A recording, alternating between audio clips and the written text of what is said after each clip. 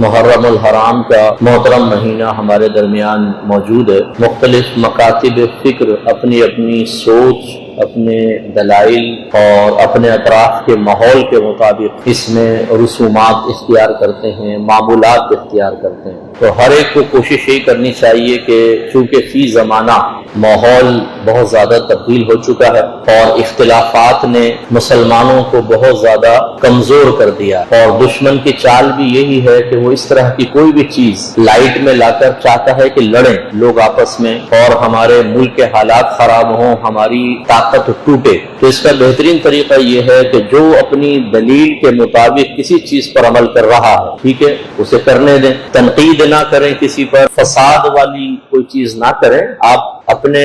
مسلک کے مطابق، اپنے مکتب فکر کے علماء کی تعلیمات، ان کی ہدایت کے مطابق عمل کریں۔ کوئی دوسرا کیا کر رہا ہے اور کیوں کر رہا ہے اس کو آپ چھوڑ دیں۔ اگر کوئی صحیح کر رہا ہے تو صحیح ہے، اگر فرض کر لیں کہ کوئی غلط کر رہا ہے تو وہ آخرت میں خود اس کا جواب دے۔ ہم جب گرفت کرنے کی طرف جاتے ہیں، تنقیدات کی طرف جاتے ہیں، تو پھر موجودہ دور کے اعتبار سے میں آپ کو عرض کر رہا ہوں کہ حالات بہتر نہیں ہوتے، اور جو